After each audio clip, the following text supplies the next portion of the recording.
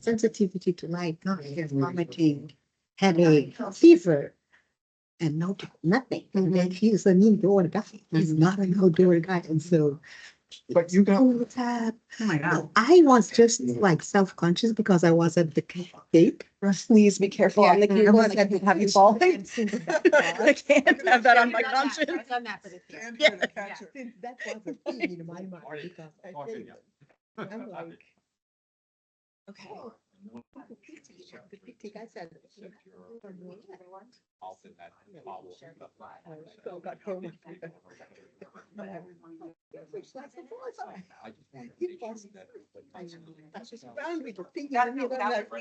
Yeah, so I called my physician and just go. Of the things that could not work, this is fine. It's better than sound. Exactly. So I mean, the. you can't drink on the-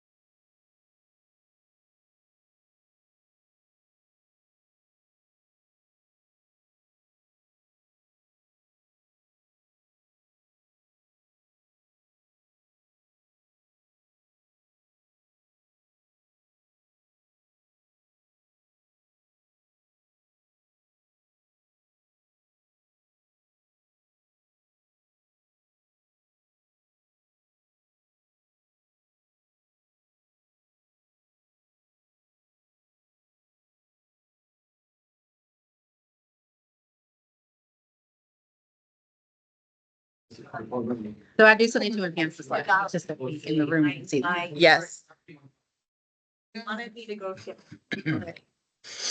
Okay, can everyone hear me okay in the Teams room? How you doing? Yes. Thank you. Okay.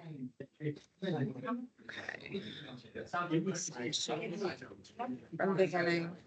All right. Okay, yeah, we just have to do it this way again.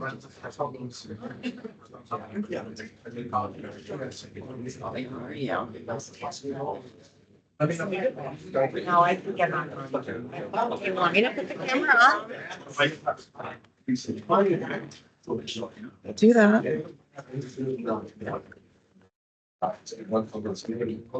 To enable.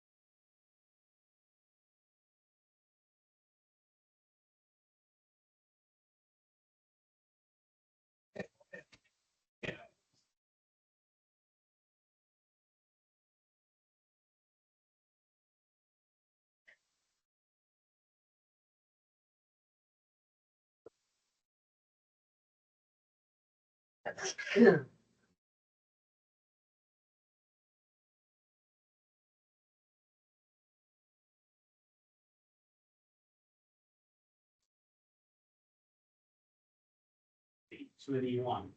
Yeah. I think that might work.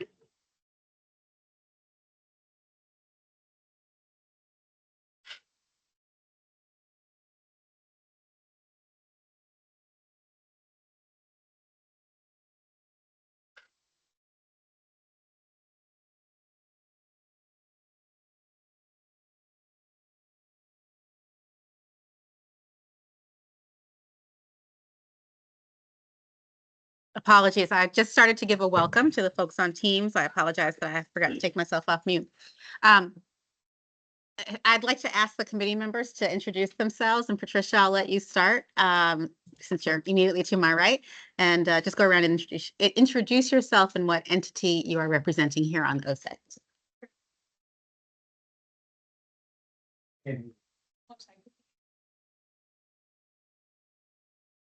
Chris Leclerc with BHDDH.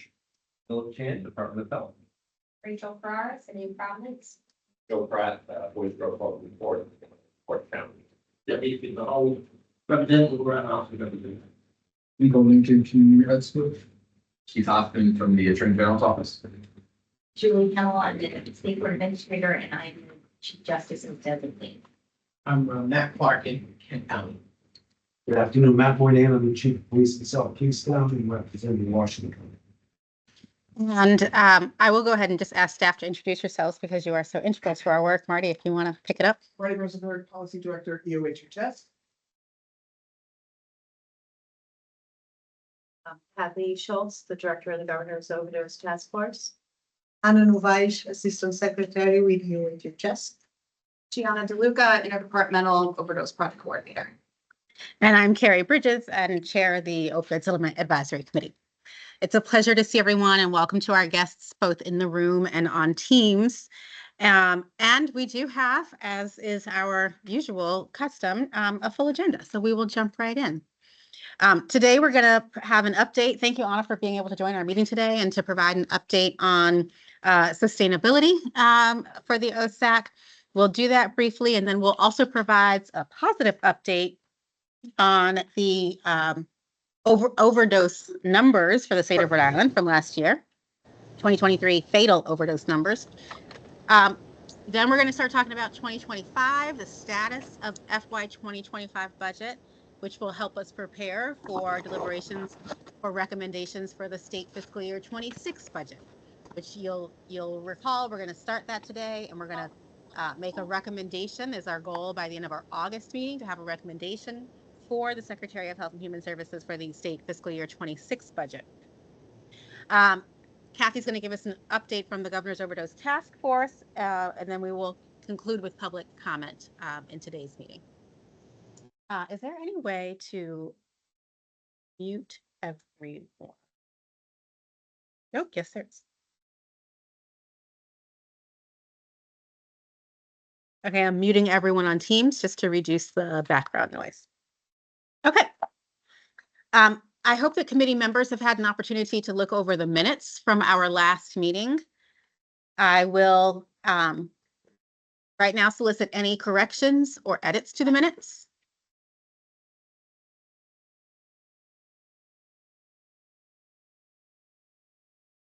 Not hearing any, I'd welcome a motion to accept the minutes as presented. Make a motion. Thank you, Chief. Is there a second? Thank you, Miko.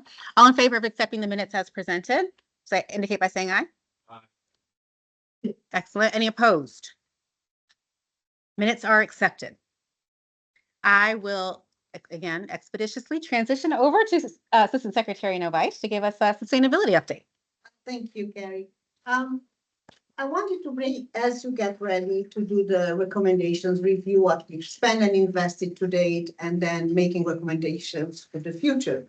I wanted to bring back the conversation of sustainability that we started a few months ago. And if you will recall, we said, we all agree that when you look at your slide deck, I know there's no one here, slide here, but on your slide, I believe it's slide number 5, that is the expected dollars that we have from FY26 all the way to FY39. And as you can see, we start strong, meaning with lots of money, but by the time we get to the latest years, we get down to 1.5 million, if my eyes are still working well, looking at the numbers. And so the conversation that we had is that we needed to make sure that we develop a budget that is, as we move forward, that we identify funds so we have a sustainable but impactful enough budget. And that conversation needs to be about what is important for us to sustain in the future, what are the things that probably we don't have any other source of funding because we have other ongoing support from the state, from the feds that are going towards either one of the pillars. What are the pillars, the areas that as a committee you believe needs to be sustained? And then having the conversation about how we create that sustainable in perpetuity budget. So we had a conversation with both House and fiscal staff. Rep Hall knows them well, Sharon and Steve. That's I always say there's nothing that can be fully advanced if we don't work with our House and fiscal staff to vet the ideas and kind of ask them, what do you think first? It is the concept that can be pursued and how we go about it. So they did agree that indeed it's a good idea because thinking about FY fiscal year 26, that's for example, not that much. We are facing already a deficit before we even start conversations for that budget. So, and that probably is a reality for many other years to come. So what kind of sustainability can we create? So they advised us to have a conversation, and we're going to go back to them at the end of August, if possible. That first frames the why, meaning why do we want to sustain, and in what areas do we want to sustain? They believe that probably in order for us to have a budget around 2 to 3 million a year, which is a really big reduction from where we stand right now, that we will need to save and invest around 50 million, give or take. That's what we'll create with the way finances work, return on that investment that will be protected in perpetuity for as long as we decide around the 3 million a year.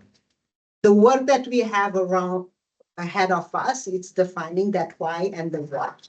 and then start exploring with the state, House, Fiscal Senate, leadership at the governor's office, Department of Administration, what would be the mechanics of doing such a thing. So that's the update. It will mean that as we continue to receive the dollars that you have here, that we don't think about them as, oh, all of this is for us to spend, that we start putting aside funding to do that, creating a restricted account where we put money that's going to be invested for these future years downstream. So it's important because it ends at some point, and not only it ends at some point, it's going to decrease in the years to come.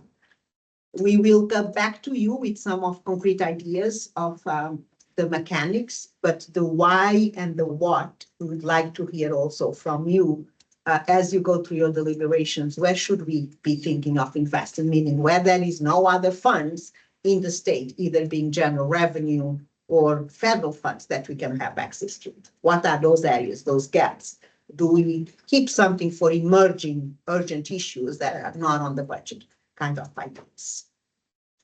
So that's where we are with the quick update on sustainability, meaning more to come, but needs your thoughts and your feedback as we move forward.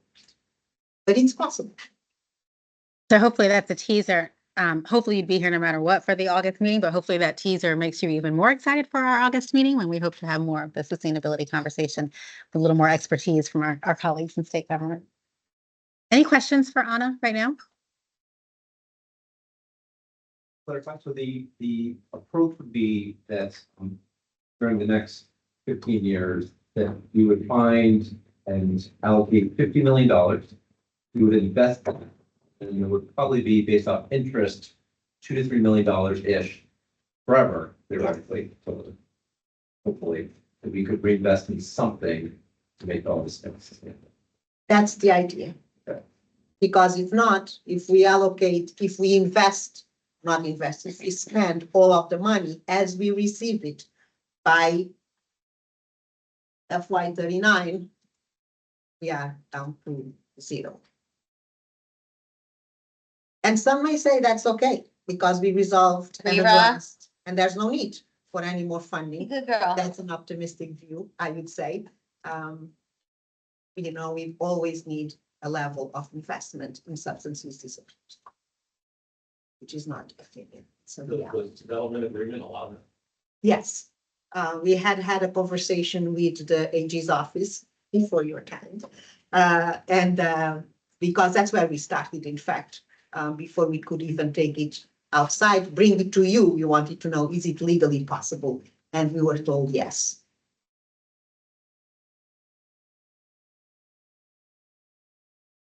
Any other questions? We're also, It's protected always for that use. Mhm. And not seen as a safety for someone else, which is great to have a settlement agreement because even if we don't spend it, cannot be redirected to other uses because the use is clarified, codified in the settlement agreement. So it gives us some, like one could fear that will be the same as the tobacco money. If you remember, that tobacco prevention never stopped the use of that money basically after year one. So this is prevented that way.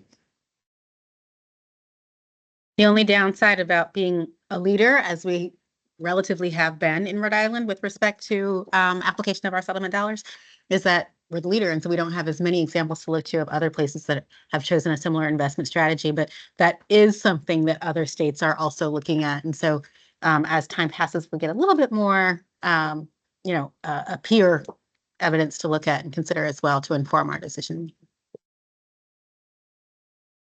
Good strategy.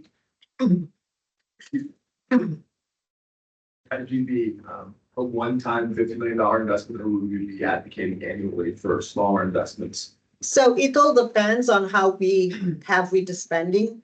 We do have right now some more funding to put aside than we'll have in years to come. So it's not going to be a one-time allocation because we don't have at one time 50 million to put on the side.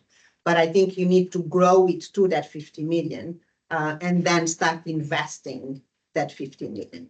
But I'm not a financial expert. That's why we're working with the House President. We just wanted first to know, is it possible legally? Second, is that a desire, not a desire, is that an understanding? And yes, a desire from this advisory that we have funds in perpetuity, because there is an agreement, let me put it that way, which we got that agreement when we first started this conversation that it will be necessary. And so the mechanics, that's the piece that we will need the support from the experts, financial experts, and that's why we reached to House and Senate and everybody else. But the why and the frame should come from our collective.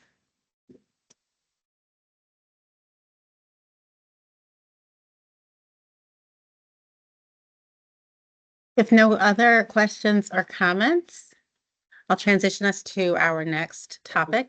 Oh, we'll have to wait until public comment to take questions from the community. Thank you, sir.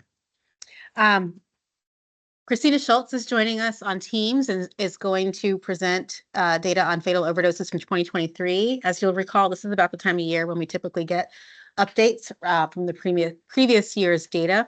For those who were able to attend the Governor's Overdose Task Force meeting, most recent Governor's Overdose Task Force meeting, Christina presented there as well. It's important, though we are trying to reduce the redundancy of topics presented at the two groups, the task force and here. This is worthwhile of presenting at both.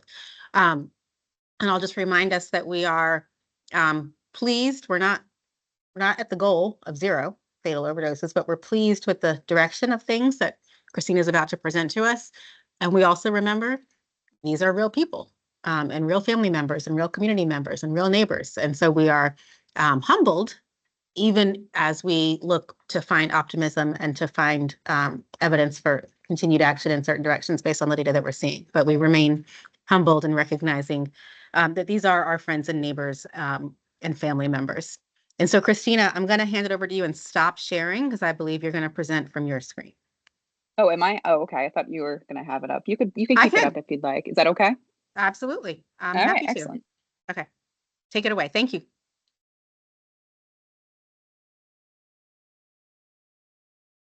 If you are talking, Christina, we can't hear you. Because Can you hear me now? I can hear you now. Every time someone else joins on Teams, I have to remute the whole group. Apologies. So I just muted you, but you've got it now. Thank you. Okay, thank you. Well, good afternoon, everybody. I apologize for not being able to be there in person today. We just wanted to provide a brief update on our overdose fatality numbers for 2023. This past month, our colleagues at the Department of Health confirmed that there were 404 accidental overdose fatalities. We had originally projected that there would be 417 fatalities for the year 2023. So we do see quite a good amount of progress there. And as Carrie just said, it is something to be optimistic about, but we obviously have quite a bit of work to do. We do have the ultimate goal by 2030, which is in line with the CDC National Healthy People goal, to return fatal overdose rates to their 2018-2019 levels. And so it does appear that we are on good footing. So happy to answer any questions. We do also have our colleagues, Ben Hallowell and Heidi Waddell, who kind of steer this over at the Department of Health here with us today if there are further questions later on. But Carrie, if you'd like to move on to the next slide, I'll review the racial ethnic rates. Okay, great. So as you can see here from this visual, between 2019 and 2023, we do have non-Hispanic Black Rhode Islanders who continue to have the highest rate of fatal overdose, accidental fatal overdoses compared to other racial and ethnic groups. And then between 2021 and 2022, we did see the rate of accidental fatal overdoses among Hispanic or Latino Rhode Islanders increasing by approximately 50%. In 2023, though, we did actually see a decrease for both these ethnic groups in the state of Rhode Island. As you can see here, we did have 11% reduction in the rate for individuals who identify as non-Hispanic Black. And then we had a 15% reduction in the rate for those who identify as Hispanic or Latino. And that was just a brief update on our findings for 2023. As Carrie said, we don't want to reinvent the wheel. We did have a presentation on this from our colleagues at RIDO at the task force this month. And I believe that those materials are available to the public. And I think we can move ahead to the next topic. Thank you. Let me just go back and ask if committee members have any, and I realize you're looking at the slides in your handouts, which is fine. We don't have the ability to project today, but any questions on these numbers, either the overall statewide numbers or the race ethnicity breakout? Miko. Regarding the reduction, the non-Hispanic, Black, and Hispanic, Latino, those are significant reductions, which is awesome. I'm wondering, do you have any data that can explain how this is taking place? Is it additional peer support? Is it what areas, like in what areas have these numbers been shown to be reduced? Christina, did you hear Miko's question? I think D'Amico just asked if there was data to kind of suggest why we might be seeing those reductions. Was that the question? Yes, yes. Okay. So how I would like to answer this, it's very difficult to come up with causal explanations. We can look at relationships, correlations between potentially encounters, harm reduction data, treatment data, and these reductions. We're currently in discussions on doing so, but again, we can't really tie together or from a statistical perspective state that this was what was really driving this reduction. There's just a lot of contextual factors, but we are looking into analyzing the relationships. I think one important concept here that we always adopted as a state is the fact that the success or the failure of the response from a state perspective, the success is based off these multi-faceted approach that we have, the 4 different pillars and the investment that is significant enough in all of those pillars. That if we were to invest only on treatment, for example, we may be preventing those who are being treated of having an overdose. But if you're not focusing on recovery or if you're not focusing on harm reduction, you're not having that impact in the population. Or if you're not focused on prevention, you are not precluding others to start using. And so for us to truly be successful in reducing the overdose burden in our state, you need to have a comprehensive approach. And it's important to invest fully in all of those. There's always that, I never want to call it tug of war, but between which pillar is it more important to invest? And I would say it's important to invest in all of them for us to truly have ongoing sustainable success. And that's the approach that we've taken in the state. And I would say that's also what you see around the rest of the nation, not a focusing on one pillar versus the other. Or trying to identify. You can see the success of one intervention will have in the population that they serve and based on the services that they provide. We also monitor that. But to have that impact at the population level, it's very, very minimum the number of public health interventions that you can do the direct causality, as we are used to say. If I take such a drug, I'm going to lose, I wish I could do that, X number of pounds per week. I will take that in a heartbeat. It's not the case. But public health interventions usually are comprehensive by nature to impact at the population level. The question, second part to it regarding geography. Is there a way that causality can be traced to that? I mean, if we have projections, we know, particularly this year, so many, last year, some of them died in this particular area based on accidental overdose. We do track geography. And I think, and my colleagues at the Department of Health may be able, Dr. Philchan, to clarify one question that is always asked. I'm not sure the answer right now. You track where people overdose, which sometimes is not necessarily where they live. Those are 2 different things. I may live in Pawtucket, but choose to go to Providence to use, and that's where my fatal overdose or my non-fatal overdose happen. So, but we do have what we call hotspots, and we issue by locality and by municipality. We do alerts when we have a threshold of when it becomes higher than expected, higher than the state average. And when that is the case for those specific communities, we do issue an alert. And we also convene state partners when that happens at a higher level. So those happen across the state. I don't know what it's. Yep, totally agree. And I would defer to Dr. Hallwell and Heidi Waddell for specific data. I will say too, I think it's important to keep this in perspective, what's happening nationally. I just pulled up from the US perspective, right? During the same time frame, there's an overall 3% decrease across the country, but it varied widely, right? So there were 15% decreases in some states, including Maine, that's kind of closest to us, where some states increased by like 27%. So I think we're on the leading edge, and I guess I'm hopeful and optimistic, and hopefully the trends keep going down. But this is one thing that I think that we will have to follow over time. But The unforeseen elderly. The ones who's 62 years old, that you're not going to get an autopsy unless you see a gun. So you take their blood toxicology, go with. So therefore, if they took medicine that's online, that's from down Europe, that has fentanyl in it, which EPA closed down 35 shops, 20 of them, I think had fentanyl and some of the products and alcohol for pain. Who tests the bloods of those elderly people? Said that they are victims. pretty sure that they are tested actually. If there's any unclear cause of death, I'm pretty sure that it's investigated. So if they're 82 years old and they just seem to die of old age because they had other ailments, that's why they're probably on medicine.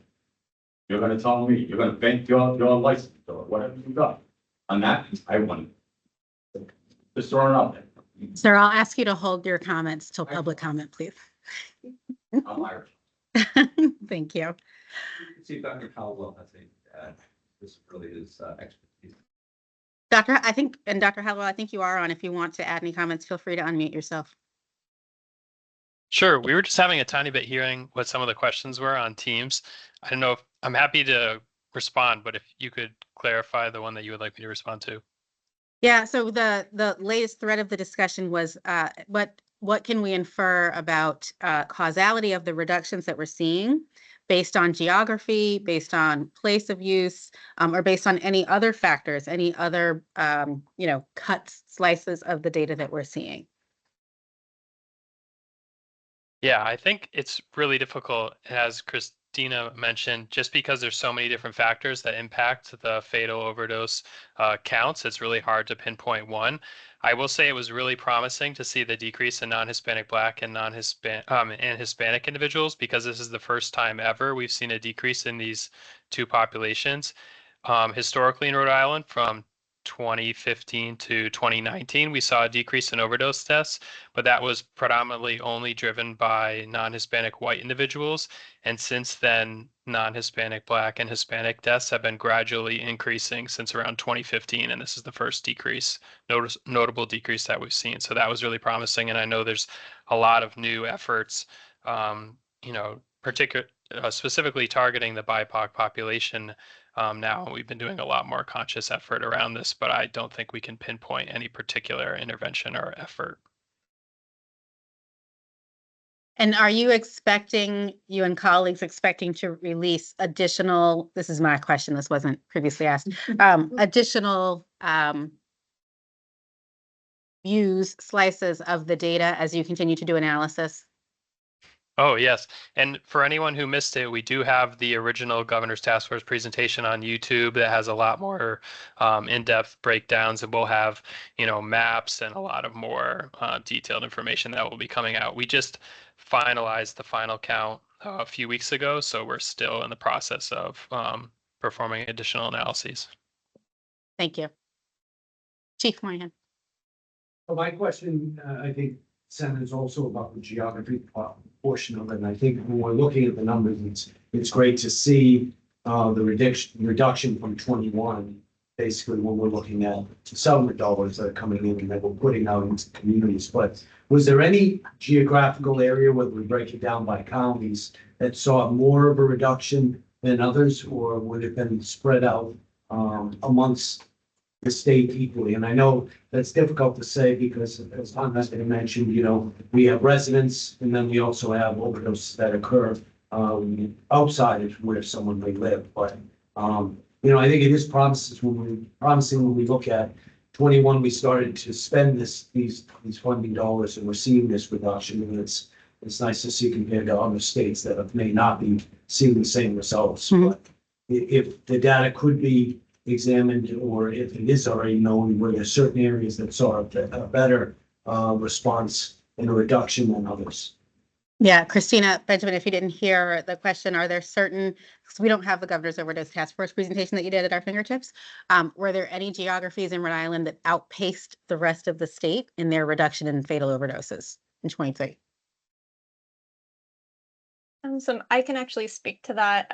Sorry, being on Teams, this is Heidi Weidel. Off the top of my head, I'm not 100% sure on, which are the top decreases, but that's something that when we are sharing maps, like Ben had just mentioned, we typically show the percent change in overdose activity over time. So that's something that we can absolutely share in the future. There's interest in this room in that. Thank you. Any other questions or comments? Yeah.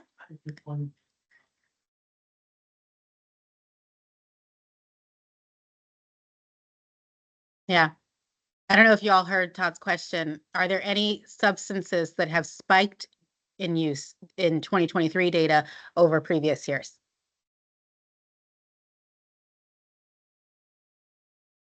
Sorry, I can speak to that one also. I think I guess as expected, opioids and fentanyl did contribute to the majority of overdoses in 2023. That was to be expected. But particularly last year, there was an increase in cocaine involved overdoses. So in 2022, it was about 50% of overdoses involved cocaine as a cause of death compared to 58% in 2023. So that's absolutely something we've also been hearing from peers, stimulant use, increase in stimulant overdoses. So that's something that we are continuing to pay attention to. Thank you. Any other questions from the committee? I just want to say one thing. So following this meeting, I will definitely make sure, or we will make sure that we send you the entire presentation with some of the questions might be able to be answered there. But thank you for some of the questions, because it's kind of looking at it in a different way, like the percentage of decrease of the municipalities. That's not even something I thought of. I've been looking at this data for years. So that was great. Thank you. Okay. Thank you very much, Christina and colleagues. Okay, now actually Kathy is going to take us through FY23 budget and spend to date based on the numbers that we have. So Kathy. Well, thank you, everybody. I will talk loud to try to make sure that everybody on Teams can hear me as well, and everybody in the back. And if you can't hear me, let me know. I'm loud anyway.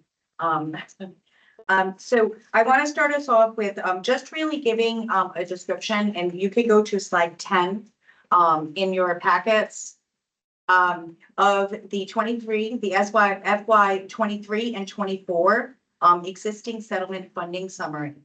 So with this, what this is it's both the allocations for FY 23 and 24, which total $30,270,000 by pillar. And what we did was the cross-cutting pillars, we kind of put those together because this would have been a very big spreadsheet to just try to keep it a little bit easier to read. And in addition to that, you also have a handout, which was a report that you can take with you, and you can kind of read through it. So it gives a description and it might answer some questions you might have, because we didn't want to just give you information without giving you some kind of context behind that information. So as you can see for the cross-cutting strategies, there was an allocation of $3 million, but between both years again, $3,770,000. And then you can see social determinants of health was $7,450,000. Prevention, $5,950,000. Harm reduction and rescue, $7,150,000. Treatment, $3,950,000, and then recovery, $2 million. So one of the things I do want to know, when we think about kind of going back to the sustainability and, some of the areas where you may not see this because this is specifically for opioid settlement only. This doesn't include stewardship and it doesn't include Medicaid and it doesn't include federal funding. This is specifically for that. There are some areas, for instance, treatment is a service that is actually Medicaid reimbursed as well. So you're not going to see those kind of numbers. What you're seeing here is what was invested for treatment that were services that were not able to be reimbursed by Medicaid. Are there any questions on this slide? We do have another slide that's going to kind of break down the spend a little bit too.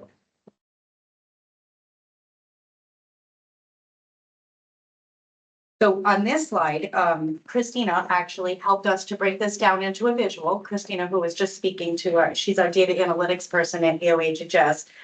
And I want to start too, and I want to thank the state agencies who really made sure that, I don't know if you all know that, you know, and it's in the report is when we get to this point each year for fiscal year, it's a lot of run. It's very fast and you have to get all that spent in for each fiscal year by a certain deadline. So I want to thank our state agencies who really had to hustle to get their spent in to close out their fiscal years so that we could provide this data to you. There may be some changes that happen in here as some, you know, like journal entries have to happen and stuff like that, but this is pretty much the landscape. So as you can see here, we broke it down by percentage of spend and also the dollar amount of spend across all of those pillars.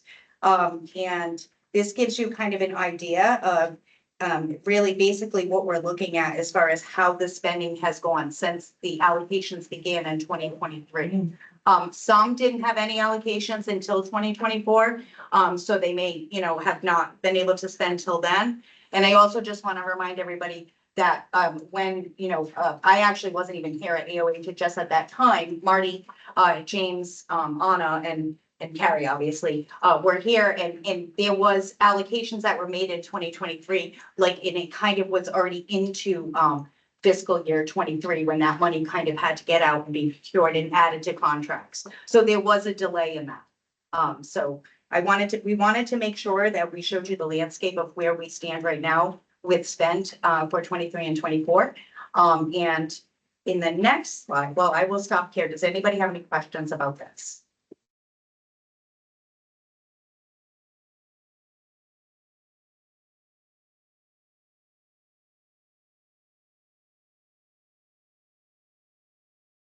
And we can always go back to slides if you wish. And then finally, what we did was we provided you with a table of that information, but we put it in a table and we also now have added the FY24 unspent, which will now become the FY25 budget. So in this FY25 budget, what this is the allocations from last year that you all, it gave recommendations to the secretary, which were accepted by the secretary. It then went to the governor's office, to the General Assembly. It was accepted. And then we added the carry forward to that. So this is kind of a breakdown of all of those grand totals and by pillar. So each of this is broken down by pillar. But again, the report that you have is breaking it down more by project. So we gave a little bit more detail in that report. And then for those who are in the general public or on Zoom, that will be posted also on the EOHHS webpage for others to see.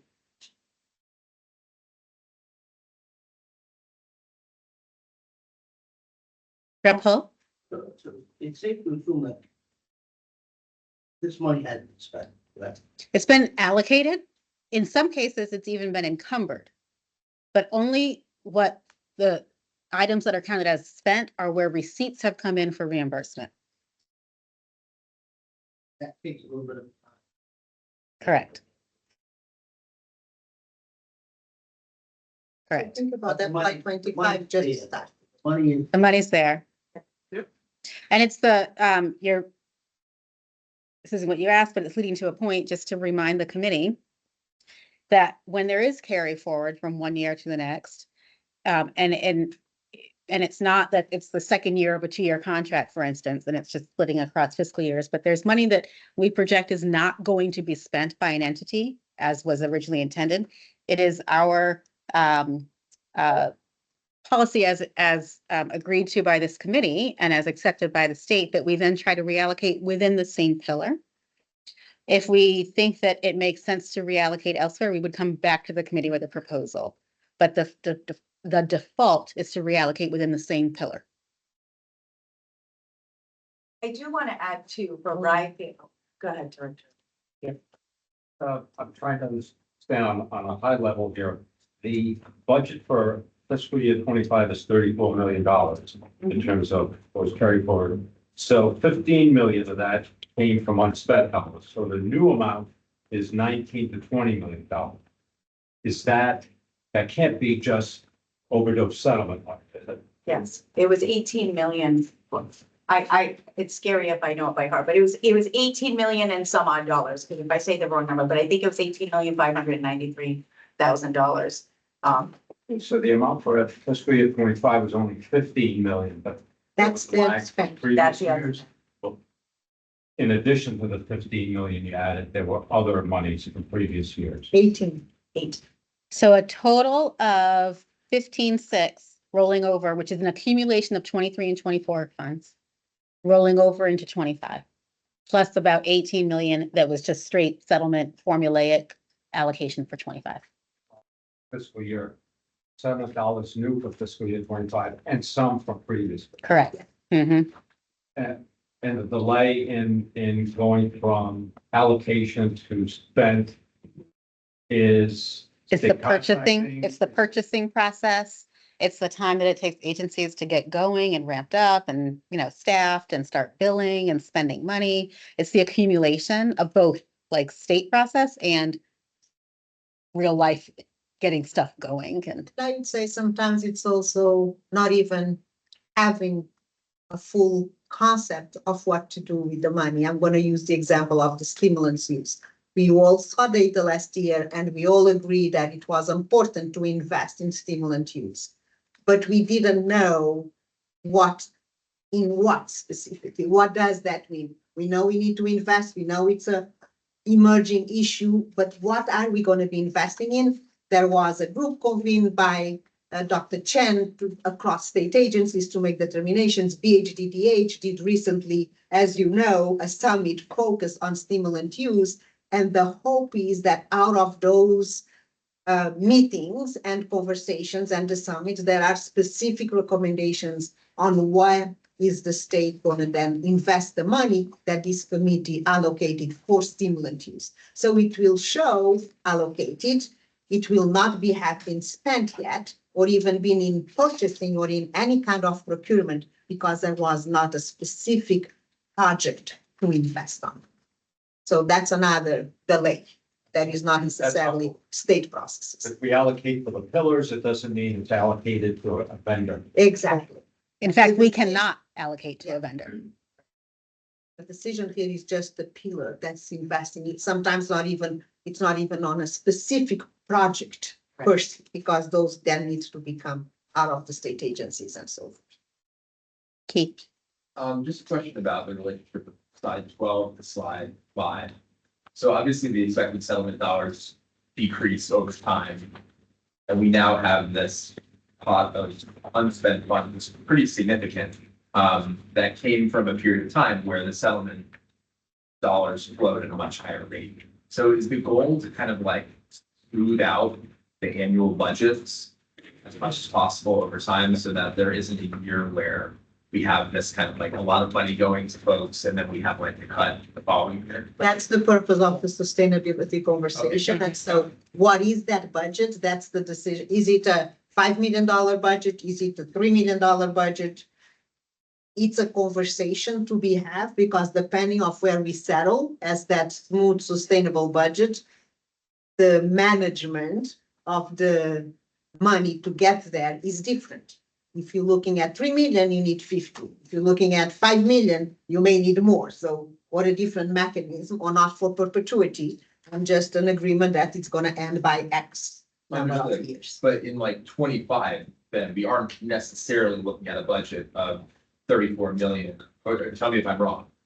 34 million to be spent in 25. It's like some of that money might actually be spent for the following years. We have to make Exactly. it Yeah. a field determination. Got it. We are, but yes, and we're gonna plan and make recommendations. In a little bit, we're gonna talk about FY 26. We're gonna plan and make recommendations for FY 26 based on the FY 26 allocation. In reality, there will probably be funds from 25 that will roll over to 26, but we're not going to plan to not spend that in 25 to roll it over to 26. You follow? I think so. It's I think so. it almost feels like a shell game. It's not an intentional shell game or a juggle. It's I would say it on a different way, I would say we're gonna make recommendations for FY 26 that are based on the money allocated for FY 26. Let's Mhm. suppose it's $10 million. I don't know exactly off the top of my head. it's about Let's suppose 10 million. No. Now, if there's unspent funds in FY 25, that comes from FY 22, 23, 24, 25.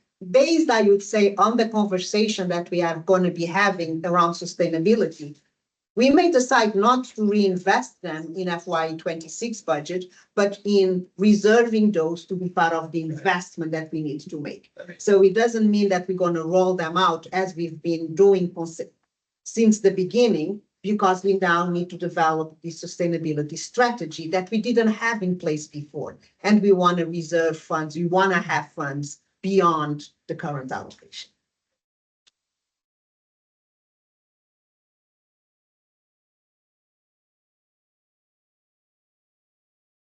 You have one more slide, Kathy? To sum up what we're all talking about right now, I wanted to, before I hand it over, actually back to Carrie, to bring us through a little bit of a discussion about FY 26. I wanted to, also update you all, as I promised last month, but there was so much information, about some of the plans for FY 25. So I just want to remind everybody that FY 25 started on July 1st. And so we have some funding that was for FY 25 that was in planning. Some of it might have been in FY 24, or it was specifically just started in FY 25. So we have some plans here, and they're laid out for you all. And I just turned 50. I have to actually wear my glasses to see this. So it's happening. It's all happening now. So the first one was municipal funds.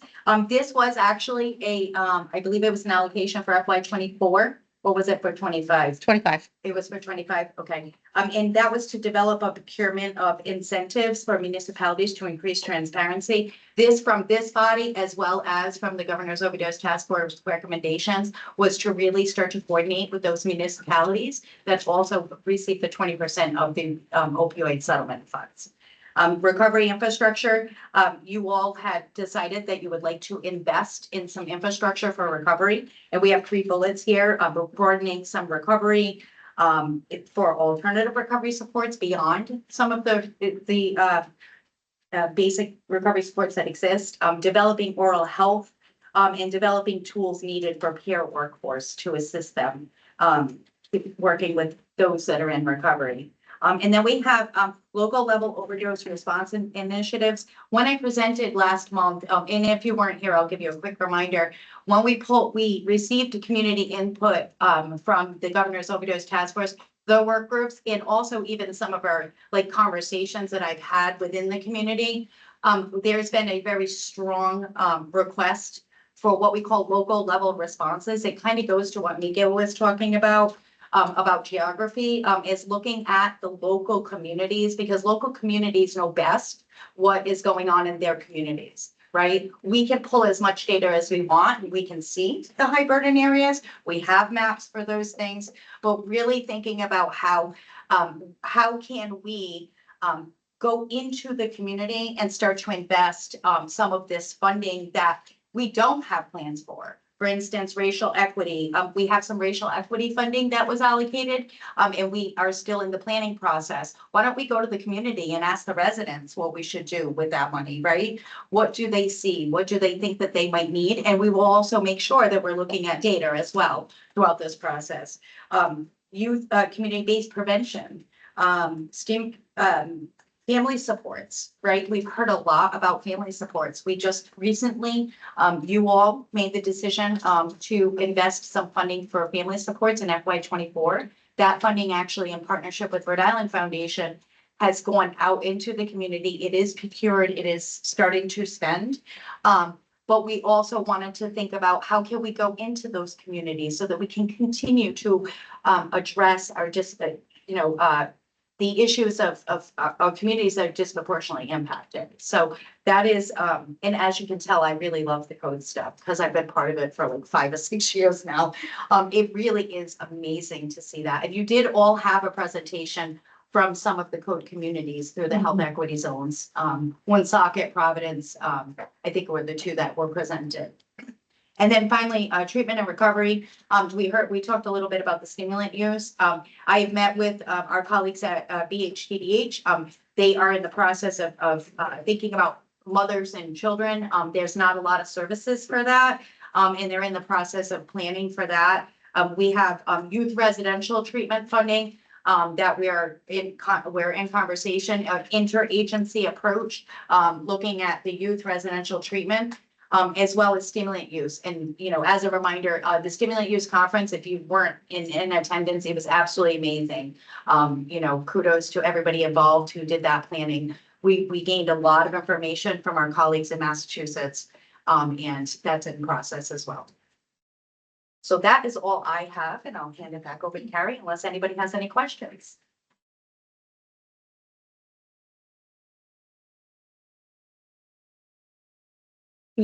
One other really good question. So regarding the municipal incentives, so some of those incentives I mentioned, like the only way to get the desired outcome from the municipalities is through incentive because the state can't force the municipalities to do anything. But very frequently the state pair incentives, ideally incentives with mandates, like statutory mandates. And I wonder if you all have considered any legislation requiring municipalities to say report data. Maybe that's been an ongoing conversation, I would say, between the state with the AG's office, where can we change legislation? As a state, we have not really pushed for or have the thought of moving beyond with specific legislation proposal because we don't, I think legally it may interfere with the settlement. I don't know how that works, which is why we have this proposal, which will make almost as a mandate on a sense that if you're going to get these funds, you need to do A, B, and C. So it creates that obligation because it's a contractual agreement. So you're going to get funding to do A, B, and C, and you need to report not just on what you're doing, but also on other uses of the funding if you want to do the funding itself. Okay. So that's the mechanism without the mandate, because since there was no language in the settlement agreement, I don't know how that works. I'm not a lawyer again. I like to play one, but I think it's a question. Well, what we could do is just like monitor, like what percentage of municipalities are actually complying with that sort of structure, and if there isn't full compliance, then we could always look at that. But I think it should be something to look at because it's been an ongoing request and it's a challenge that we are seeing at the national level, by the way. Everybody's struggling with the level of maintaining the independence of the allocation to the municipalities versus increasing collaboration and transparency and accountability at the state and local level about the use of the funds. Ideas are welcome. Any other questions for Kathy or Anna?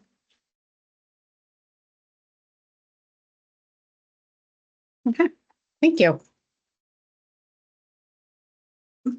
Okay, now we want to start talking about, you've seen how the spend has gone from 23 to 24 to 25. Again, we're going to now talk about, this is part 1 of 2 of FY26 recommendation from this committee to the Executive Office of Health and Human Services Secretary for the state fiscal year 26 allocations. We are going to base this conversation on the amount of money that is in the settlement agreement for 26, even knowing there may be some rollover that the committee may recommend be added to this, or may recommend it be invested in some other sustainability strategy. So we're just going to focus on what we know we've got. which is about $10 million. You have the slide 5, I think it is, with the number on it. Okay? What we're looking at here, and I'm on slide 15 as you follow along, are recommendations for this committee to start reacting to of how to allocate across the different pillars. And these recommendations come from the input that we've received from the Governor's Overdose Task Force and its committees, from the public, from this OSAC committee.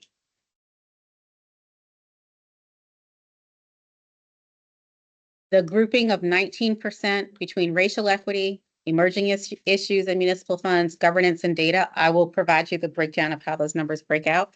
But I'll also remind you that racial equity, for instance, goes across pillars. But you can see here also we've got a breakdown for SDOH, 10%, 13% toward prevention, 28% harm reduction, 14% treatment, and 16% recovery. And again, we are not recommending specific recipients of funding because we can't do that legally. We are recommending the areas into which funds will be directed, and then it will be the state's responsibility to, through its purchasing processes, design, craft, and issue requests for proposals and the appropriate mechanism to fund in these areas. But that 19% that you see grouped together, that includes 3.6% going toward data, another 3% going toward evaluation. I'll say with these, there are some commitments to data collection and analysis that we want to maintain. And then, of course, this committee has, from the very beginning, been very interested in making sure that we sufficiently fund the evaluation function, which is really just starting to get good. That includes, this 19% includes 4.5% for staffing, just the infrastructure to run this whole process. 6.1% for emergency funds and emerging issues. And 1.8% overtly, directly toward racial equity, which is not to exclude other strategies that are addressing disparities that show up in other pillars.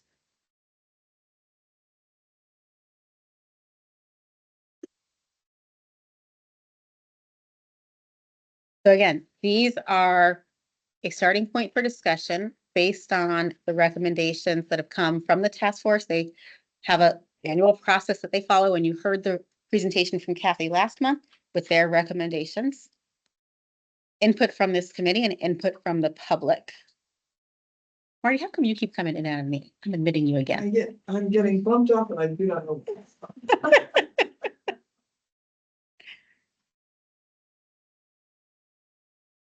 I'm interested to hear initial reactions. Dr. Chan? Yeah, so I think, my gut, one of my first thoughts is that what we're doing currently, whatever that may be, in our multifaceted approach seems to be working. That we're already ahead of, based on our projections, we already are ahead of the curve, including on race and ethnicity. So my suggestion may be not to do too much to kind of reallocate between, but to keep actually doing what we're doing, to see if what we're doing leads to another drop in kind of. If it doesn't happen, then I think we really need to talk about where to adjust. And as we talked about, I think, over the last couple of years, theoretically, at some points, we should be investing more in prevention, you know, as we see bid holders drop. I don't think now's the time. I don't think anyone would say now's the time. But whatever we're doing, including with racial equity, seems to be making some impact potentially. So I wouldn't, I think, change too much at the moment. I truly disagree with you. To wait, please, on your comment. And I'm sorry, I'm in pain right now. I'm dying here. I want to go home. But I'm sitting here, I should be out of bed now. I felt 14 feet, I'm in pain. I've done the drug life. I know what it's like. You're sitting there saying you want to invest in this community. All our drug addicts are probably dead. That's why we're not having a great deal of death anymore. There's nobody to die anymore. So what do we got to save our children? We gotta save our children. We gotta sit there and educate. We got a TVA program that these cops could actually do a program with getting paid by both from you guys and the DEA grants. Have a whole program that what you about, you know, religion and everything else that you don't want to approve. Fantastic. But at least these guys don't have to go knock on people's doors and say, I'm sorry, man, but your son just died. And I think he's tired. I know I should. I know too many friends are dead. Hell, I got doctors that want me to take fentanyl yesterday. Because I fell 2 weeks ago and I'm in damn pain. You guys are pushing it, but you don't sit there and tell you how to get off. You sit there and tell me I shouldn't talk. But people are dying. They sit there and take this as a joke. And say, hey, we got tons of money. We could worry about 20 years from now. Spend the friggin' money now. Spend the money to save the kids. Have the elementary kids understand. We did the program years ago. Just say no. I heard from people in the board that said that was a dead program. I didn't even know. That actually made a difference. When the cops actually had men on their cars in front of the schools, that made a difference. That made someone care about their friends. And someone cared about their neighbors. Right now, nobody knows nothing, and therefore people are just dying. So fantastic. We killed half of our population. We're the smallest state in the union. So fantastic. We don't have any more to kill. What are you going to do now? Let's save our kids. Let's stop saving them money. Let's save our children. I don't get where you guys don't come from. No, I'm in pain right now. I'm not saying this because I'm not here. I'm in it. And so. I get it. Wait for public comment. All right, And I you just- just express your views, need to be heard, but there's other people here. I get it. All right. I've been reading a lot of nonsense and You can sit and be I quiet. can't sit, but I'm here. Then you're gonna have to leave. I can't sit. Be quiet. Thank you. We do want to hear from you, but we need to hear from the committee members first and keep moving. And I saw Keith first, and then I'll go to Matt. Thank you. Then So that's really quick, Yeah. comparing, I'm looking at slide 10, and slide 15. So slide 10 is the existing settlement funding summary by percentage. I think that doesn't account for fiscal year 2025. So that might be the most relevant comparison to think about how allocations are changing from year to year. But just looking at the comparison 23, 24 to 26 is, it looks like social determinants is way down, about 14.6% down in funding for social determinants. Really significant increase in prevention from 13 to 19. Pretty significant increase in harm reduction from 23.6 to 28. Slight increase in treatment from 13 to 14. A really significant increase in recovery from 6.6 to 16. So I kind of just wonder if there's something that lays out the thought process behind the changes there, which are pretty substantial. And if, or if perhaps like it's just the buckets that funding was going in that are kind of being reallocated, because I know that we talked last meeting about how like, oh, perhaps like this should actually not be in that pillar, but should be in a different pillar. So you're looking at the right slides, Keith, meaning 10, 15, but also add in 12, because also contributing to these recommendations are what we know is left to spend in 25, as you started off by saying 25 is not in that first slide. So part of it is where we know we have some carry forward. And we expect more expenditure in this current fiscal year that we've just started. And that feeds into the recommendations for where to allocate in 26. So for instance, the very first one you mentioned was SDOH down, but we do have significant amount that we expect to spend in SDOH in 25. So essentially, it's not supposed to be a substantial change. It's not meant to be a radical change. It's not meant to be a radical change. There's plus minus like 5-ish%, but not radical change. And then I think Matt was next.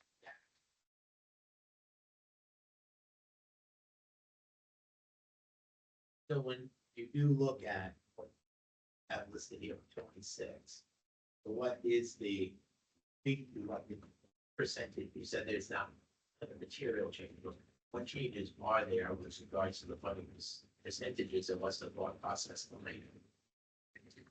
Yeah, I'm gonna ask the staff to help me because who have been steeped in the numbers to do the math and to explain it exactly as you're asking, Matt, Kathy. I mean, That's from last year. So those are in the appendix, what you're looking at. The FY 25 percentages. Right, those are the FY 25 percentages, if that helps. But the rationale really is, this was based on community input from the recommendations, and then we went back to the state agencies, and the state agencies kind of looked at like what you're talking about. You're all on the right track, is like what they think they will need for FY 26 to sustain some of the programs that are across the strategies. And so as you can see, some of these programs, like I said, when I was showing you the budgets, is Some of these are Medicaid reimbursed projects. So for instance, in treatment, if there was an investment in brick and mortar specifically, or a residential treatment center or something like that, it's gonna be a one-time, cost. It's not gonna continue because it's Medicaid reimbursed and we can't supplant, right? It's the right word. So that might be why you're seeing some of that. For the social determinants of health specifically, a lot of the social determinants of health investments started in 2023. And a lot of it is encumbered, and also what exists right now, as well as dedicated. But because it was very complex, and a lot of partnerships had to be made with the Department of Housing and the Department of Corrections and stuff like that. It took a little bit longer to start to actually encumber that money or put into contracts. So that's why that's such a significant reduction, because there was a large investment in 2023. And as we move forward, the money's starting to get out the door and starting to be in contracts. So we're not going to add the amount asked for was not a huge significant amount. Did that answer your question, then? So you're saying basically, Janet, is this pretty much status quo? Yeah. Yes, it stays. This has come up before, but given this is still a couple of years away, there is some flexibility that if we get to this point and we find that there's a need or shifting trends that we can adjust, we'll have the power to kind of adjust for it. Correct. Yeah, just a reminder on the process. So we'll make a recommendation. We're starting this, part one today. In August, we will finalize a recommendation to the secretary. Secretary can accept or reject. To date, each year the secretary has accepted, because they can follow the course of our discussion and how we got to the recommendation and input from secretary, staff, and all of that. So that the secretary can include it in the budget request from the different state agencies that go up to the General Assembly, so that Rep. Hull and his colleagues can consider it in the first half of next year for FY26. But there is the opportunity both through the legislative session and even into the fiscal year to make adjustments if we see that there's a need. So if you're making adjustments within the pillars, we do not need to go to do a different process. If we're making changes from a pillar to the other one that were significant, you have the budget process where you can submit a revised, updated FY25 budget still as you submit the FY26 budget. That allows you to adjust. And we will come back to you as Gary. And Rep. Hull? I noticed I see the racial equity that's included in this. I remember somebody brought it up. And speaking to you, Kathy, about people who know what's going on in their community, they're the ones in this piece, I think, like, here and here and here, to add with. You say the 10% in there? In the FY26, it is 1.8% of that 19 that is explicit, not 1.8 of 19, 1.8% of that total 19, yeah. Of the 19, thank you, is explicitly racial equity, but that does not reflect other initiatives across the pillars that are also targeting racial and ethnic disparities. But these are the ones that are call out explicitly racial equity. And if it's, if there's more that's probably needed from communities that ask us, this will be on this community, we won't see it. And that would also be accomplished through, so part of this is the emergency funds and emerging issues and the municipal funds. That's also a place for locally for folks to say, this is what we need here. This is what will create leverage here.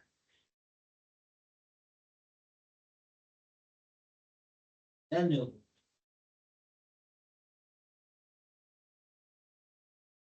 see that. Mhm. I'm kind of glad because I was here, dated, well, I'm just make me. So, happy with that. But, Thank you. Marty? Just to underline, when Carrie says, that there's other money across the board, for instance, on the stimulant use. The decision on procurement, which is a state staff decision, only we can do that. We can put requirements in the request for proposals, for instance, that says you must address disparities. So there are very strong levers that can be put on the rest of the money also. So it's not, I just want to underline how strong those levers are. Secretary. Is the allocation that's being proposed, these are just percentages, so we're not sure the amount. Tempered at all by what has been unspent in those categories. So that you'd be putting in less money if there's a huge unspent dollar in a pillar. Is that the case? Or is it just based upon additional funds you want to allocate in each of those pillars? It is tempered by the existing knowledge of what is already unspent and is planning to happen in 25. Yes, so it is tempered by what we know hasn't happened yet, but is expected to happen. Right? So no, I'd say it's slightly different. So, I'd say we have an allocation for FY 26. It's around $10 million of new funding. That's what we are allocating. Mhm. If you haven't spent funds on treatment, let's use that as an example. We're not going to diminish how much we are allocating for treatment under that 10 million, because we know there's some fund, if that fund has already been allocated, it stays an allocation that carries forward and adds to that funding in FY 26. It doesn't diminish the funding in FY 26. What I think it's tempered by, it's more of the overall spending statewide that we know exists and where funding already exists, not unspent. Like, for example, treatment, it's a question that many people have raised many times. Why are we investing less in treatment that we should be investing maybe? And we always say, because there are other funding sources for treatment, not just services are paid, reimbursed by insurance, but you have federal funds that allows you to invest in A, B, and C. Harm reduction, it's an area that is not invested on. It's not reimbursed by Medicaid. The feds don't allow us to use federal grants in the things that we are trying to innovate, etc. So that's how I think about the tempering of the allocations. But usually we roll over the allocated money. We do not take it away. Meaning if you say that you want 2,500 for treatment, but you have 500 already in FY 25 unspent, we're not going to give you just 2,000. We'll give you the 2,500 plus the 500. Could we be in a position that we're allocating funds towards a pillar that is having a hard time spending that money? Then you make a decision. That's when we visit you guys back here and we say, you know what, we allocated for the past 2 years, $5 million to harm reduction, and it's going nowhere. Do we still want to continue to invest that same dollar amount and carry it forward, or should we redirect the funding? That's when Gary says we need to come back because we're not going to stay into that pillar. That's an example. We had that conversation last year. So what might be helpful, but it may be hard to get that information, is unspent is not the same as unencumbered. Exactly. That is true. You're right. So you can have a huge encumbered amount that Right. hasn't gone through. So maybe we shouldn't be judging it against unspent, but as unencumbered, but we don't have that figure. Oh, we have. So we can try to use the other as a proxy. So you do have the allocated amount, which means it's been allocated to an agency. Then you do have the encumbered amount, means it's under contracted, but it hasn't been, we have that. Well, and then you have the unspent fund. The unspent fund, it's as it relates to the encumbered amount, not the non-allocated amount. If sense. The amount that we don't have then, I think, is the unallocated fund in each pillar. So it's all allocated. So, It's Yeah. all allocated. It may not be encumbered. I mean, it's allocated to a pillar, but it might not be allocated to an organization. Yes. In your And so slide that's set. why it's encumbered. That's the Yeah. difference between allocation and encumbered. So if you have 10 million right now, you had to fight in FY 25, all it's been allocated to the FY 25 money. Not all of it has been encumbered as of yet because we haven't gone through the procurement process. We have presented encumbered data on encumbrances in the past, but what, you don't have that in your slide set today. You have it spent and allocated.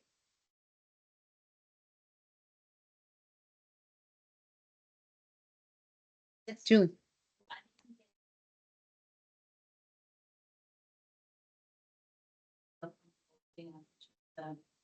If we want to have a sustainability conversation at the next meeting, will it be what slice of this $10 million for FY 26 are we going to recommend we put aside for potential sustainability initiatives? And then the rest of that 10 million will go, assuming we agree that these percentages should remain as they are, then the rest would be divvied up based on this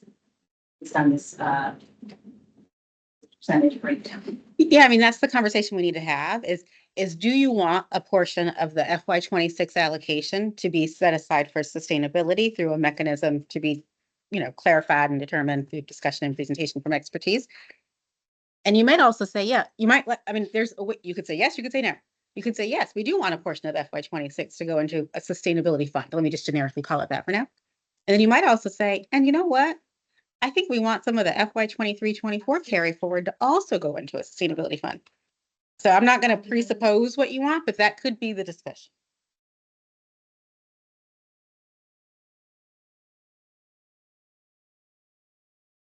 That would also be the discussion of where to pull it from. So from the 23-24, it will come from money that has been allocated but not Not encumbered. encumbered, because we have that.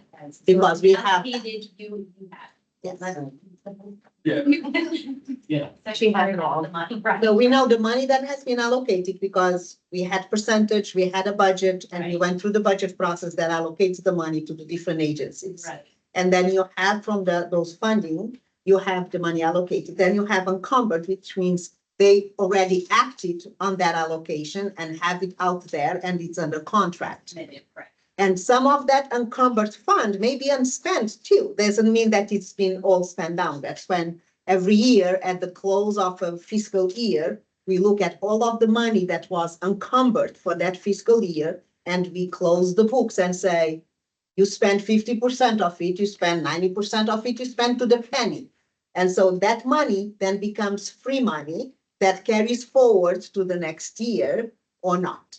And some of the allocations, if they were not encumbered also, would be able to then carry forward. So that's the check and balances of every close year at the end of the fiscal year.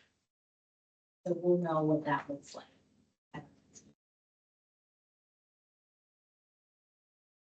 Mhm.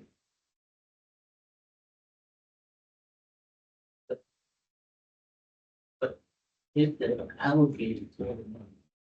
You also mentioned that we do that if it's actually up to the line. Mhm. There really should be no money coming back.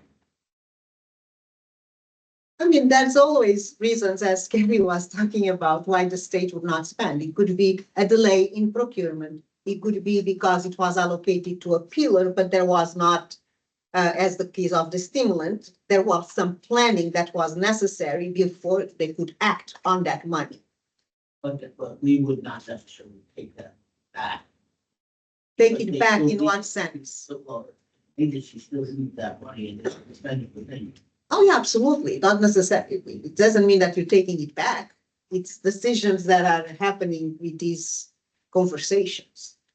We would focus on the unencumbered Yeah. monies for our discussion. Well, I'm gonna take that. If the money has been encumbered and an agency is spending it, it may take time, but the agency, we have those conversations with the agencies. And the agencies, we have an ongoing interagency meetings that we do to track and monitor the spend down. We have individual meetings with the agencies to say, you had 500K to go through prevention. What's happening here? How can we support? Are you going to spend it? Are you not going to spend it? So we are timely in that engagement, so we can come back and say to Carrie, you need to bring this back to your committee because the agency is not going to spend it. Or you just need to explain that there is a delay, but they still want to spend the money and still need the money. Those are the conversations that as a committee you. And Marty? Just to clarify, when the assistant secretary is saying agency, she means state agency. It's not that this money is, has been encumbered to a community organization that hasn't spent it for whatever reason. This is purely on the state agency. Which could be that they saw, it's when it goes to a state agency, let's not forget, the agency is the pathway to then go to the community. So that money is not staying with state agencies, Right. as you may understand. So it may be encumbered at the state agency. It means that the agency contracted with the community and that money is out there, spend or not spend. And you have those conversations at the agency level, in fact, outside of the state agency. I'm gonna use BHDDH. If we gave BHDDH, you guys gave us a X number of dollars for, I'm not saying that it's the case, by the way, so don't say that I'm putting you on the spotlight. But, well, let's suppose you gave them 20 million, so we know it's not true. 20 million to do residential treatment services. And we are working with them and they procured and they said it's encumbered, all of it going through 5 different state agencies that are going to be doing residential treatments.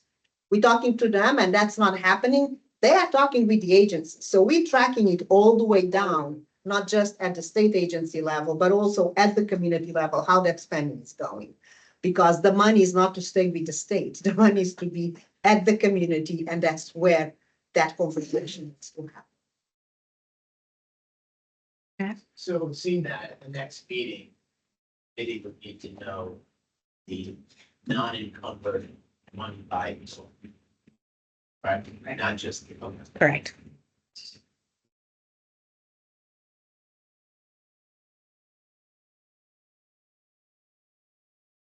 Other either questions on process or just reactions to this first pass of proposed allocations percent proportionally?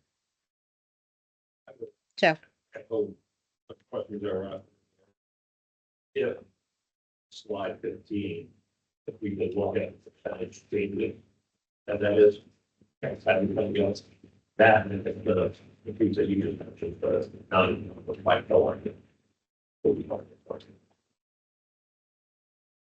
Yeah, definitely. I think you have it on the appendix, what was the allocation in the previous years, and so it's clear to see there's not a significant change. But if I'm hearing correct, you want to see 20, which makes sense, 23, 24, 25 combined. But you just don't have it presented that way. Yeah. We can definitely do that. Yeah, we can absolutely include a glossary. We actually have one. We can include that. Yeah. Yeah. Patricia. I'm just gonna ask about the sub-strategy. I mean, not to say this. Happening within each of the pillars.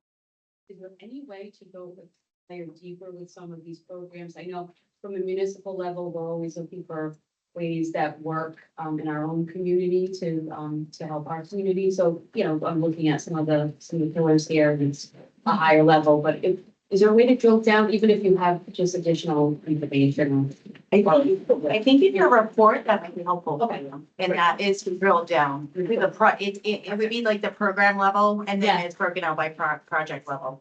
Still to be. I can break out this exactly. Thank you. Okay. That might be. And that's for the previous years, because again, for this next year, year, we do not have that. We're just making allocations, then it needs to go through the process of encumbrance. Thank you. But those project names and then like, cause they should stay the same because I'm all about alignment with the strategic plan. So I try to keep everything aligned. We don't want to add any more strategies. We have a lot as it is. So that might be helpful. And if you have any questions on what they actually mean, feel free to reach out to the team. I can just ask to, or use your discretion, of course, but like when we met last time, there were a couple of specific grants that perhaps should have gone in different pillars. And so if you'd like to compare like 23, 24, 25, if like there could be a review and just making sure that things are in the Yeah. appropriate pillar. Yeah, one is the BIPOC construction. I think if that's the one you were talking about, it sits right now in treatment, and I actually talked to BHDDH because we have to work with our state colleagues. It would make sense, that one really does feel like now that it took some time to plan out in FY 23, now that it's moving, it probably makes more sense to go into the recovery pillar. So you'll see a little bit of a change in the percentage. You might not even see it because it's gonna be minor, but that would be a strategy that would be changed.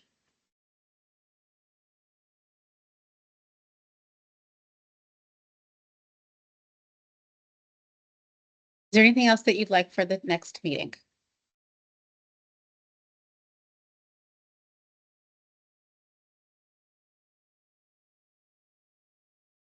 Very good.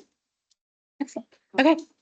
So I realize it's a little bit of a piecemeal conversation. There's buildup. August will be a great conversation, but it's necessary, A, because it's a lot of information to present and time to digest and ask questions and let it, marinate a little bit, but also, frankly, time for staff to get all the information together. The book's just closed on FY 24 and, still compiling things. So we're building up, getting there.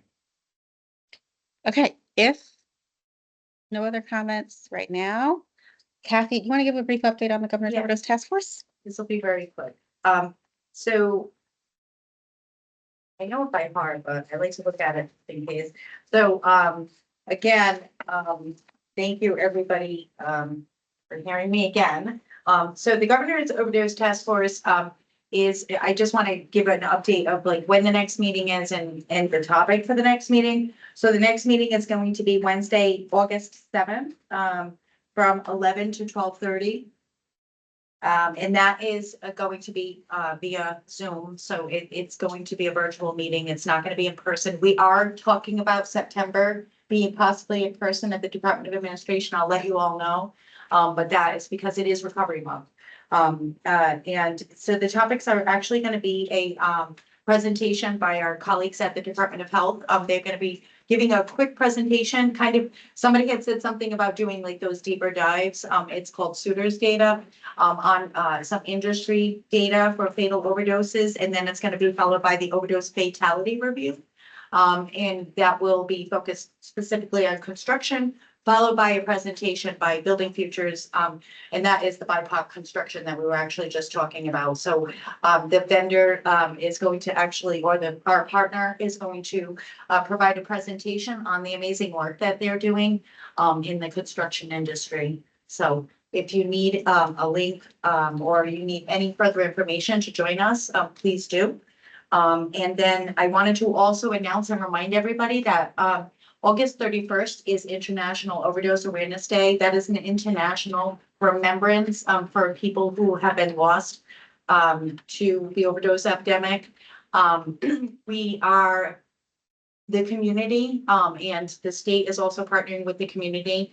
We will be having remembrances and memorials across the state, as well as a massive statewide naloxone distribution. And it's going to actually be held on Friday, the 30th, just because it's on a Saturday. If you don't have if you have never attended or been part of any of the vigils or the remembrance or the opportunity to really get with the community and be supported by the community. Because I think that every single one of us has been impacted one way or another, and some closer than others. So we embrace, and I know that the community embraces me on some of the losses, and I'm sure that, and we want to welcome you all. So hopefully there'll be some information being put in the chat as we speak. And we can also add that when we do a follow-up email to you all with some of the events that are happening across the state. That's all I have. Okay, thank you, Kathy. Our next meeting, before we go into public comment, just want to make sure everyone is aware, is Monday, August 26th. I forget if this is one that was I think it was a different date originally, but Monday, August 26th, 12:30 to 2:30, right back here. And now I'd like to transition into public comment. And we intentionally did leave ample time for public comment today. I'll ask anyone either on the Teams or in the room who wants to comment to please state your name, and if you're representing an organization, to state that. And then 2 minutes for comment so that we can allow everyone an opportunity to speak. Welcome.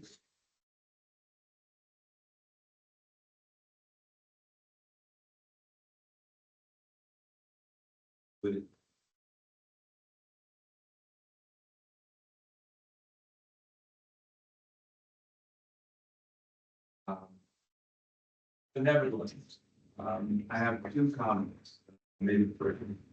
One is in the gaps in treatment capacity, on the medication facility treatment side. We're very fortunate in the past couple of years that Medicare stepped up. Medications. Imagine the problem is that when some of these folks have to go into assisted living or skilled nursing facilities, the Medicare coverage for the continuum stops. And it's not a large group. If there's a way to have allocate within the treatment part of this concept, that dollars to be made available, continue to support those main persons who are in skilled nursing facilities, receiving what they need for this side of what's okay. Beginning of the day. No, it's okay. You can keep going from where you got. So a way to recognize that treatment dollars stop the Medicare population that goes into skilled nursing facilities. That's not. I have a question regarding the cause of death.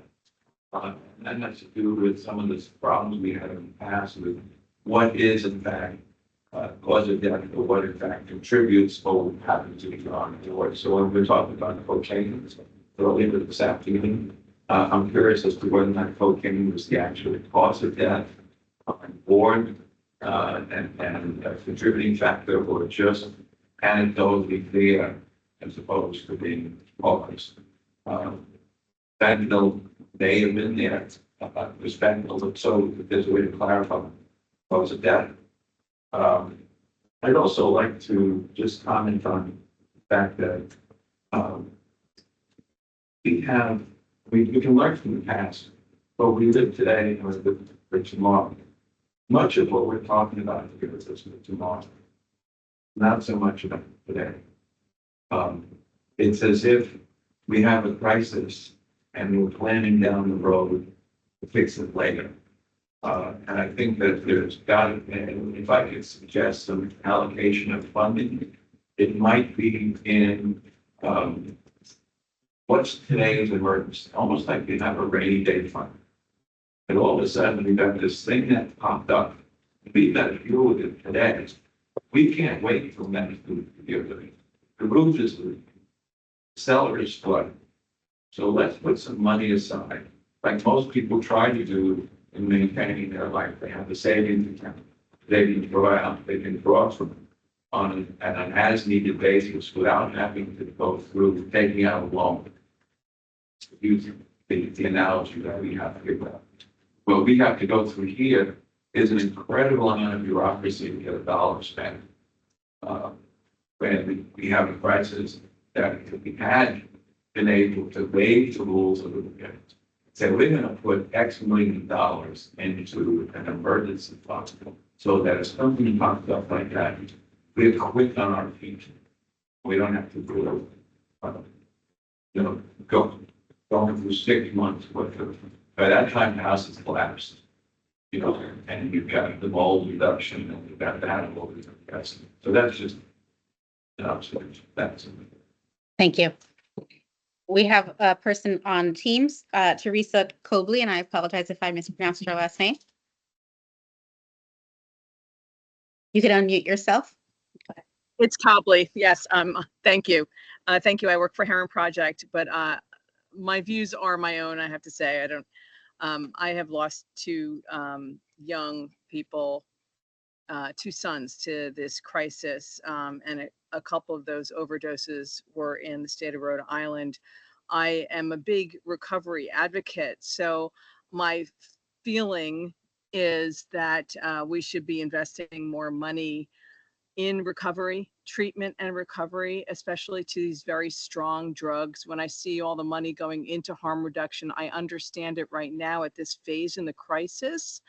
But I'm thinking that so that's like a front-loaded investment in trying to save people right now, but I'm hoping over time that we can invest more money in in quality outcomes in treatment because there are a lot of gaps in the system, a lot of holes, and a need for safe transitions as you go through the different levels of care and adjustments.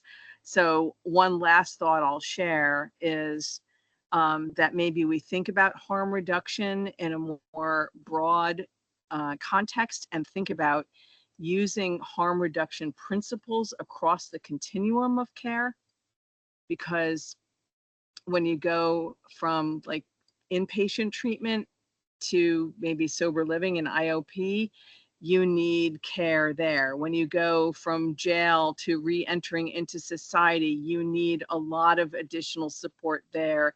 And these the types of drugs that are out there, the strength of them, it takes longer to recover, and our treatment system is not necessarily doing a good job, and we need to focus on those positive outcomes.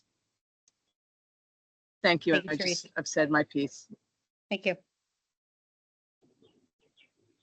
Let me just actually, Keith, can I hold you and allow a few more public comments? Because there's a gentleman behind you who wants to speak, and then I'll come back to the committee. My name is Vito.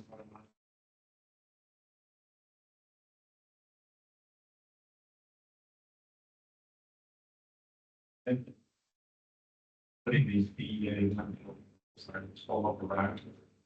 And I don't, is anybody here familiar with the DEA one pill? I don't want to talk. People don't know what I'm talking about. I mean, I can one passage. These are the three parts of the signs from the DEA. Seriously.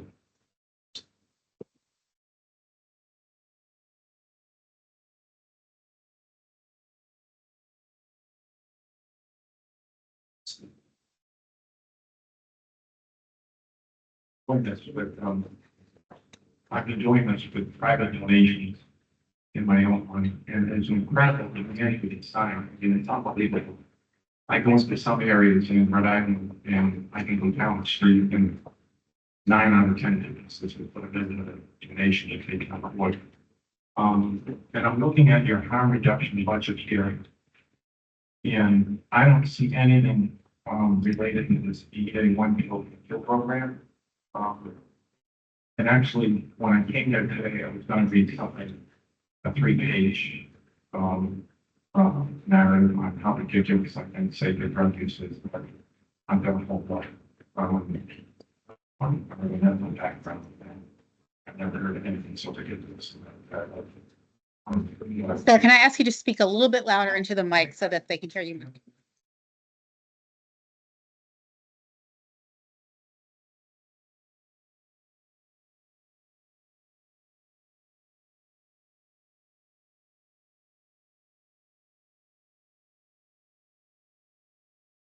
Most people do. You get ridiculous. That's how we 3% change for 25 years. And the whole thing of drug use is all 10% of that are addicted to fentanyl and treatment. My sister and doctor in New Hampshire, she went to college. She gave me these statistics to find fentanyl. So, getting back to the EJ one kill signs, I don't see anything here about these. Please consider it because I'm one person, the only person doing this, and it's very difficult for me. You know.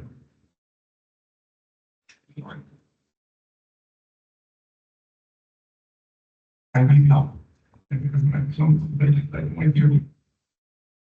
People say, I lost 10 friends, I lost a daughter from being in a village. It's a horror show out here. That's it's unbelievable. And I could do this full time and it's, you know, I just think we need to tell people that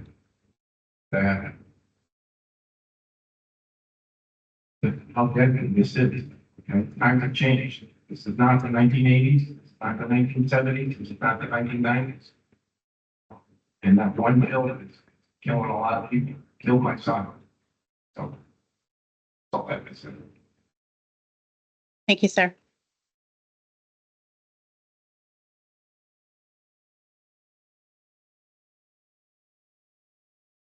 I can go quickly. Yeah, Yeah, you want to just pass that? yeah. Can I make one more comment? Yeah. And I think we need to spend this money. People are dying every day. We should spend it every time, every nickel. We're not, we're losing very valuable people in our society. Let's never become a mistake. Black, yellow, purple. I'm absolutely opposed to putting this money in. We're burying these kids left and right. These should be spent to these kids are dying.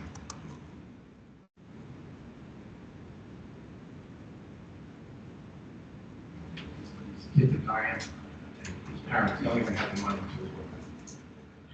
have a funeral service.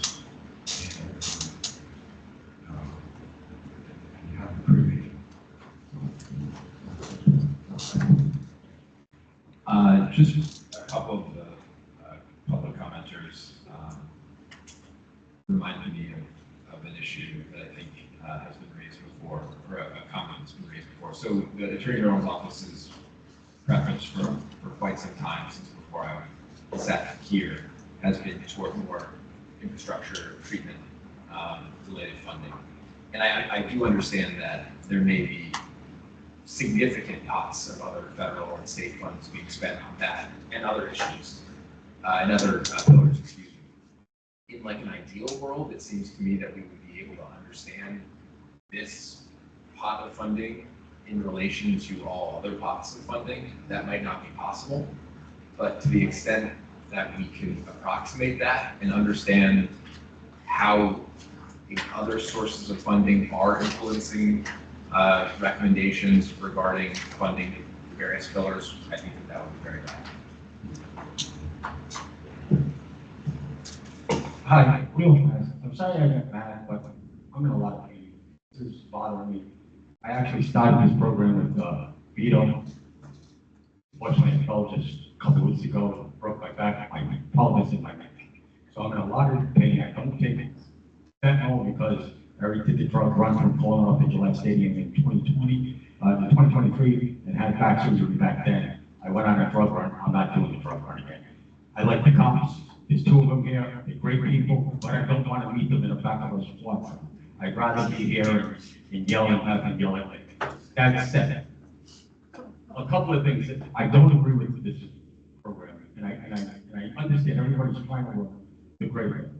You guys have been doing it since for a while, so please listen to me, and I'll go as fast as possible, not even look at the comments, just throwing it out there because you told me I'm out of time. What is, you just said that it's a Zoom on certain meetings. This is the most hidden problem, everybody's ashamed of it. My brother's on it, my mother's on it, my father's on it, whoever's on it, they don't want to tell you. So you're gonna help them by putting them on Zoom and hiding and they need more. We need to have every meeting, and if you can't have a meeting, delay the meeting the next one. That's how important an in-person meeting should be. To say that this isn't a hidden problem, this isn't something we should be ashamed of, this is a community that needs to get together. That said, just like Vito said about funerals, I've been noticing everybody under the age of 40 are dying. Most of them don't have life insurance, most of them don't have money, most of them are in the ghetto, whether they're black, white, green, or yellow, really doesn't matter, they just pull. Try to bury someone when they just died, and then 18-year-old son's gonna die.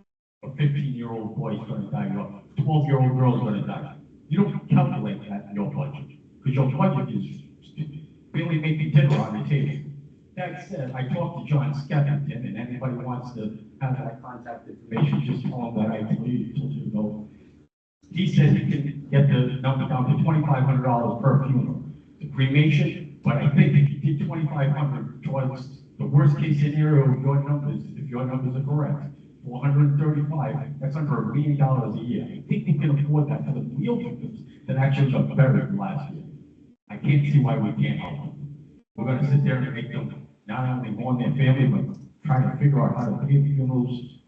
That's just putting them in harm's way. Also, a lot of schools in Rhode Island, they have this peanut butter allergic reaction. You can't have peanut butter. But if I'm on a football team and I got a backache, my friend can't get a pill without ever having any attention to the school, ever saying don't bring pills to the school. One pill can't kill. DEA has a program for cops. Mr. Hull, the chief here, they can go in there and get paid to teach a class, and the class is all written out on DEA. It's actually DEA / it's something else. You follow the program. It will have a criteria that you can just download from your school. Whether you're a kindergarten that has their age, you have fourth graders. We failed Rhode Island. We failed Rhode Island when we stopped doing just say no to drugs. Once we stopped, we allowed drugs to come back in our community. Maybe the drug, the one, just say no didn't save everybody, but it saved someone. And again, we're the smallest state in the union. Don't jump for joy because there's only 407 people dead instead of the 430. Maybe just no more drug addicts are out there to take that drug. Once they come in, those people are dead. And consider we're not teaching our children how to protect themselves. You'd be surprised. Now, the other thing is about the elderly. No one's warning anybody of the elderly. The elderly, they used to go up to Canada, down to Mexico to get their drugs. Now they're going to pharmaceuticals because of the wars. They can't bring the drugs over. They're buying the drugs, high blood pressure, everything else. DEA closed down 35 of them in Mexico that only sold to American people on American soil.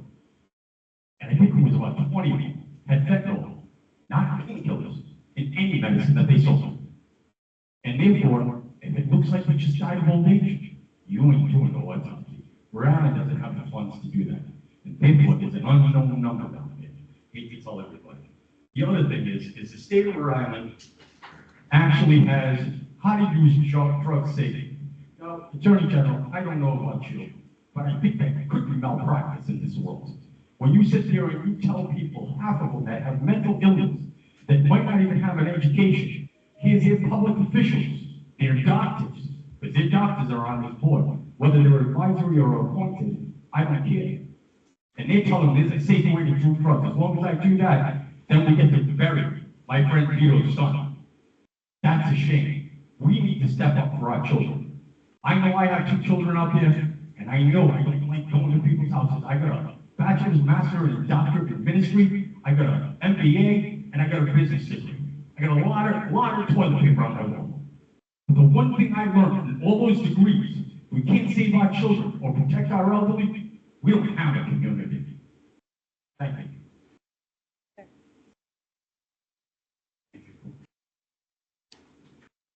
Was there anyone else in the room? I don't see anyone looking for the mic in the room or on the Teams looking to make a comment, public comment.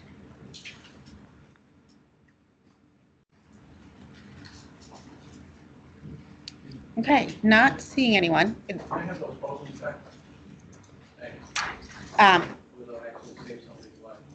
I'll remind everyone again that the next meeting is August 26th. I thank you all for committee members for your, oh, Tommy, did you have a comment?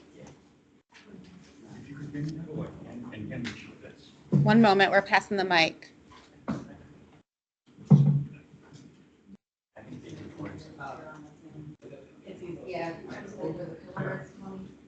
This is just a quick question on this, maybe understand some of the logic. So going back to sustainability. So if programs have, say, a billing structure or somewhat of funding, so, they get a one-time allocation of going through there. But what is the motivation for other programs to maybe investigate or put down the road possible billing and finding other resources? Because it could develop an environment where this is their only sustainability plan, this funding. And what happens when the funding runs out? So what happens to that program? So I'm just saying, I'm trying to understand the logic. So if there are programs that build an infrastructure for billing, they almost have a loss. For other programs, why would they entertain billing where they could maybe utilize care recovery specialists and community health workers, which are Medicaid reimbursable? So why would they go down that road? But what's the motivation there if this is their sustainability plan at this point? Just I'm a little confused about it, so it's some clarity. There's a, Dr. Hallowell has a question on the teams, but I'll just say, Tommy, I would say in response that we don't encourage, I'm saying we like I work for the state. I don't work for the state and I don't issue purchasing. This is a royal we. But we don't encourage vendors with whom we contract. I mean, pretty much every contract has a request for the vendor to explain how they're going to sustain their work when the contract ends, because we do try to discourage people from becoming reliant on one stream of funding. But Dr. Hallowell, if you want to unmute, please go right ahead. Yeah, thanks. I didn't have a question. I was just wanted to point out answers to two questions that we had put in the chat in case people in the room couldn't see. With regards to cocaine as a cause of death, the numbers we reported from the Office of the State Medical Examiners were deaths in which cocaine was a contributing cause. They also document if cocaine is present or not, but the 58% of overdose deaths in 2023 that involved cocaine was with cocaine as a contributing cause of death, not merely just present. The present number would be higher. The other thing I just wanted to comment on, someone asked earlier about municipalities and the change in fatal overdose rate from 2022 to 2023. And due to our suppression rules for privacy, we were only able to calculate it for some municipalities, but we did put that in the chat as well. And it looks like Warwick from 2022 to 2023 had a 20% decline in their rate of fatal overdoses, and Pawtucket and Central Falls had a 12% decline. But the rest of the numbers for the other municipalities are also there, but just wanted to point that out. Thank you. Patricia? Shared in the chat, will they be able to be shared? Yeah, the chat is accessible to the folks that organize it after the meeting. And so I'm looking at Gianna. Could you maybe share, or Mariama, pass out the chat afterward? Yeah, Thank you. we're gonna put some of the documents together because there's a lot of information and I just want to make sure that you have, you can look at the data that was presented to the task force and everything else. Thank you. Okay, if no other comments, we're going to conclude this month's meeting. Again, as always, I very much appreciate both the committee members and the staff, but the public's participation in the meeting. So thank you, those in the room and on the teams, and we look forward to seeing everyone in August.